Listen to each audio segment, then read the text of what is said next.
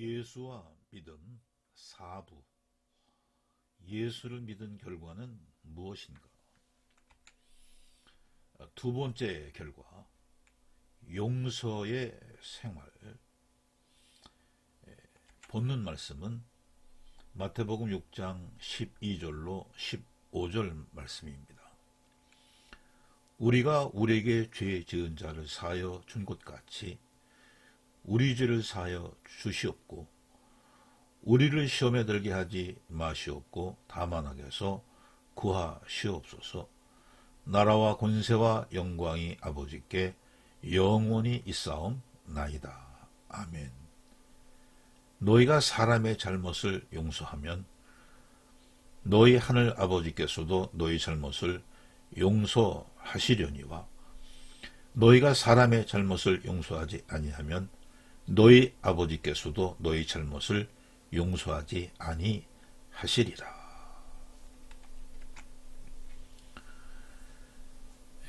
하나님의 형상인 사람의 성품은 절대선이신 하나님의 상대적 선으로서의 근본적으로 율법적이고 도덕적이며 윤리적이고 양심적입니다. 또한 선악과를 먹은 아담의 후예답게 선악 판단을 기본으로 비교, 판단, 정죄를 일상적으로 하면서 살고 있습니다. 그뿐만 아니라 사람은 본능적 자아를 가지고 있어서 자기중심적으로 생각을 하는 까닭에 미움시기 질투가 무의식적으로 튀어나옵니다. 그래서 사람은 사람과의 관계 속에서 서로를 이해하고 사랑하며 용서하며 살기가 결코 쉽지가 않습니다.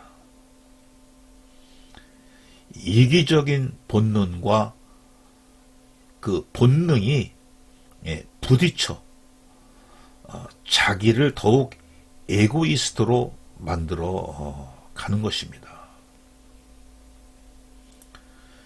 더구나 이 약육강식의 생존 세상은 이유 없이 살아남아야 하죠.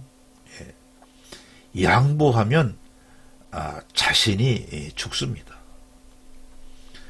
그래서 사람의 성품, 즉 본성은 하나님의 상대적 선으로 진선미를 추구하는 도덕적이고 윤리적인 속성을 가졌기는 하지만은 생존적인 이기적 본능이 그것을 막아버려 악행을 그치지 못하는 것입니다. 로마서 1장 28절부터 31절은 또한 그들이 마음에 하나님 두개를 싫어하며 하나님께서 그들을 그 성실한 마음대로 내버려 두사 합당하지 못한 일을 하게 하셨으니 곧 모든 불의, 추악, 탐욕, 악의가 가득한 자요, 시기, 살인, 분쟁, 사기, 악독이 가득한 자요, 수군수군하는 자요, 비방하는 자요, 하나님께서 미워하시는 자요, 능욕하는 자요, 교만한 자요, 자랑하는 자요, 악을 도모하는 자요, 부모를 거역하는 자요, 우매한 자요, 배약한 자요, 무정한 자요, 무자비한 자라. 이렇게 사람이 일상적으로 하는 일들을 증언해주고 있습니다. 이렇게 사람의 속성들을 가지고 하나님의 나라에 들어갈 수 있겠습니까? 하나님 나라는커녕 이 세상 살기도 버겁습니다. 여기에다가 마귀까지 역사하는 이 곳은 참으로 힘든 세상이죠. 베드로전서 5장 8절은 근신하라 깨어라 너희 대적 마귀가 우는 사자같이 두루다니며 삼킬 자를 찾나니 이렇게 말씀하고 있습니다. 그런데 역설적으로 그리스도인의 삶은 자기 부인이라고 말씀해 줍니다.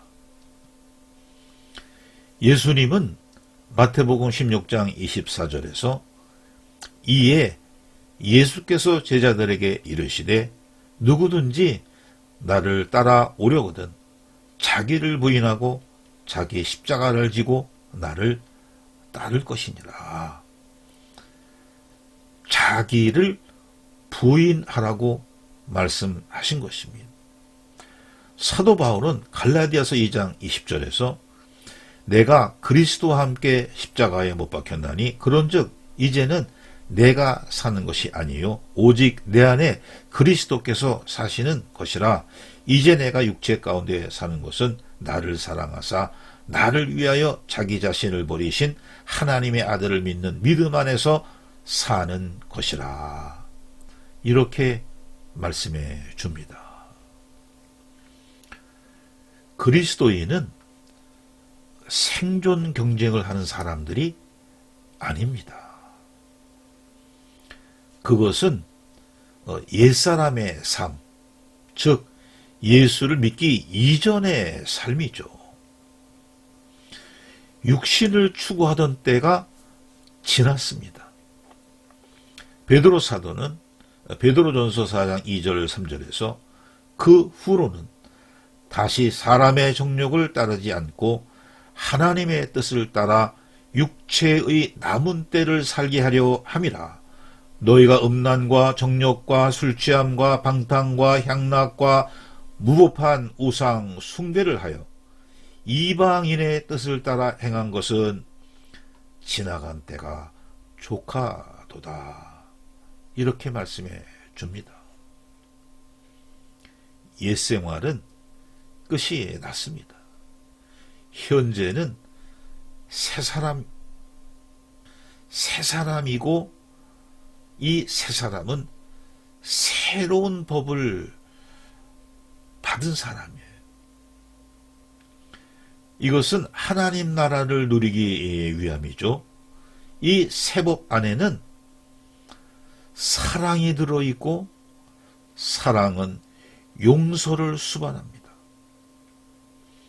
용서가 없으면 사랑이 완결되지를 않고 사랑이 없으면 새 삶이 사라지지가 않습니다.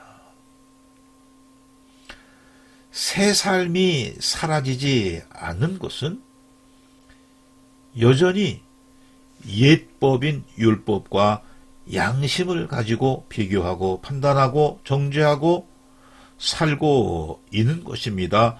자기를 부인하지 않고 있는 것입니다.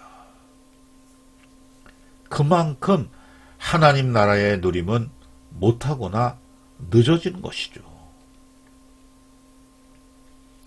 사람은 하나님께서 처음 창조하실 때의 모습인 하나님의 형상으로만 있으면 구원받지 못합니다. 하나님의 모양이 되어야 하는 것입니다. 하나님의 모양은 하나님의 형상에 하나님의 마음이 채워진 상태를 말합니다. 하나님의 마음이 무엇입니까? 사랑입니다. 하나님의 사랑이 채워져야 합니다. 사람의 것을 채우는 것이 아니라 사람의 것은 부인하고 하나님의 사랑을 채우는 것입니다. 하나님의 사랑은 70번씩 7번 용서하는 삶입니다. 마태복음 6장 14절과 15절에서 예수님은 너희가 사람의 잘못을 용서하면 너희 하늘 아버지께서도 너희 잘못을 용서하시려니와 너희가 사람의 잘못을 용서하지 아니하면 너희 아버지께서도 너희 잘못을 용서하지 아니하시리라. 용서하지 않으면 용서받지 못한다고 말씀을 하셨죠. 마태복음 18장 21절과 22절에서는 그때에 베드로가 나와 이르되 주여 형제가 내게 죄를 범하면 몇 번이나 용서하여 주리이까? 7번까지 하오리이까? 예수께서 이르시되 네게 이르노니 7번뿐 아니라 7번을 70번까지라도 할지니라. 이렇게 말씀해 주셨습니다. 한 사람의 잘못을 490번을 용서하는 것은 그냥 죽기까지 사랑하라는 말씀인 것이죠. 하나님은 사랑이시고 예수님도 하나님의 사랑을 실현하시기 위해 십자가에 죽으신 것입니다. 그리스도인도 사랑을 실현하는 자들이어야 하는 것이죠. 사실 그리스도인은 죄 짓는 의인입니다. 본성적으로 죄성을 가진 존재이기 때문에 하나님 마음에 합당할 수 없는 것이 사람이죠. 그래도 하나님께서 받으시는 것은, 하나님이 받으시는 의인인 것은 예수님께서 십자가에 죽으셔서 그 모든 죄값을 사함받았기 때문입니다. 죄가 없어서 용서받은 것이 아닙니다. 죄성이 있고 여전히 죄를 짓고 있음에도 의인인 것입니다. 이렇게 자신은 의인인데 상대를 죄인이라고 비판하는 것은 어불성설이죠. 더구나 하나님께서 용서하셨는데 사람을 비난하는 것은 하나님의 용서를 무시하는 것이죠. 마태복음 5장 8절에서 예수님은 화평하게 하는 자는 복이 있나니 그들이 하나님의 아들이라 일컬음을 받을 것임이요. 이렇게 말씀해 주셨습니다. 하나님의 아들로 인하여 용서받은 그리스도인은 그 아들의 영이 내주하고 있으므로 늘 용서가 일상화되어야 하는 것입니다. 사도 바울은 12장 19절에서 내 사랑하는 자들아 너희가 친히 원수를 갚지 말고 하나님의 진노하심에 맡기라. 기록되었으되 원수 갚는 것이 내게 있으니 내가 갚으리라고 주께서 말씀하시니라. 이렇게 권면해 주시고 있습니다. 그리스도인은 과거, 현재, 미래의 모든 죄를 용서받은 사람들입니다. 정확하게는 탕감을 받은 것이죠. 그런데 자신은 탕감을 받았으면서 타인의 죄에 대해서는 탕감해 주지 못하고 계속 정죄를 하는 것은 탕감해 주신 하나님의 법칙이 아니요, 오히려 하나님께 죄를 짓고 있는 것이죠. 그뿐만 아니라 선악 판단은 하나님께서만 하실 수 있는 하나님의 권한입니다. 그럼에도 선악 판단을 하는 것은 선악과를 먹고 있는 것입니다. 선악과를 먹고 있는 것은 형벌을 자초하는 것입니다. 창세기 2장 17절에 선악을 알게 하는 나무의 열매는 먹지 말라. 네가 먹는 날에는 반드시 죽으리라 하시니라. 이 말씀은 아직도 유효하죠. 사람은 더 이상 선악과를 먹지 말아야 합니다. 생명과를 먹고 생명력을 얻어서 마귀를 이기고 세상을 이기고 나를 이기고 하나님 나라를 누리는 중에 하나님 나라로 올라가야 하는 것입니다. 요한일서 4장 7절은 사랑하는 자들아 우리가 서로 사랑하자. 사랑은 하나님께 속한 것이니 사랑하는 자마다 하나님으로부터 나서 하나님을 알고 사랑하지 아니하는 자는 하나님을 알지 못하나니 이는 하나님은 사랑이심이라 말씀해주고 있는 것입니다. 그동안에는 율법과 양심으로 비교하고 판단하며 정죄하는 것을 일상으로 살았다면 이제는 사랑하고 용서하며 진리 안에서 하나님의 말씀을 약속을 붙잡고 거룩한 삶을 사는 중에 하나님의 영광을 체험하며 절대 신이신 하나님의 절대 주권에 우리 자신을 맡기고 안식과 평안을 누리는 삶을 살아야 하는 것입니다. 주어진 특권이 있음에도 생존의 방식을 여전히 취하는 것은 엄청난 손해죠. 사랑과 용서는 하나님께서 주신 특권입니다. 예수님께서는 마태복음 6장 12절에서 우리가 우리에게 죄 지은 자를 사하여 준 것 같이 우리 죄를 사하여 주시옵고 이렇게 기도를 가르쳐 주셨습니다. 용서는 그리스도인의 생활인 것입니다. 다만 그리스도인이 과거, 현재, 미래의 죄를 용서받았다고 또 죄 짓는 생활을 해도 되는 것은 아닙니다. 죄 짓고 회개하고 죄 짓고 회개하는 죄의 연속은 짐짓죄에 해당됩니다.